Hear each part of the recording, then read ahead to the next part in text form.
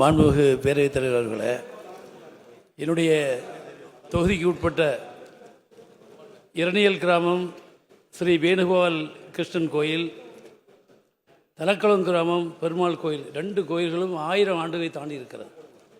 அங்கே வழிபடக்கூடிய மக்கள் அதை பராமரிக்காமல் உள்ளது. அதை பராமரித்து திருப்பணிகள் செய்து கும்பாபிஷேகம் நடத்த முயற்சிக்கிறார்கள். அதற்கு மாண்புமிகு அமைச்சர்கள் அந்த பணியை சீக்கிரமாக செய்ய முன் வருவார்கள் என்பதை தாங்கள் வாயிலாக அறிய மாண்புமிகு அமைச்சர், இந்த அவையினுடைய கவனத்திற்கு கடந்த காலங்களில் திருப்பணி என்பது ஒரு 15 ஆண்டு காலத்தை சீர்தூக்கி பார்த்தால் ஒரு 200-300 கோடி அளவிற்குத்தான் உபயதாரர்கள் நிதியின் வாயிலாக திருப்பணிகள் மேற்கொள்ளப்பட்டது.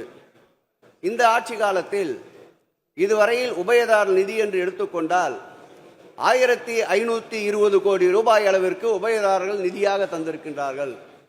அதற்கு காரணம், உபயதாரர்கள் அவருடைய நேர்த்திக் கடனையும் அவர்கள் விரும்புகின்ற திருப்பணிகளையும் ஏற்றுக்கொண்டு செயல்படுவதற்கு இந்த அரசில் கோரிக்கை வைத்தவுடன் உடனடியாக அதற்கு அனுமதி தருவதோடு மட்டுமல்லாமல் அந்த உபயதாரர்களையே அந்த பணிகளை மேற்கொண்டு செய்வதற்கு அனுமதி அளித்ததன் விளைவாக இந்த ஆட்சியில் மாத்திரம் 1500 கோடி ரூபாய் அளவிற்கு உபயதாரர் நிதி வரப்பெற்றிருக்கின்றது.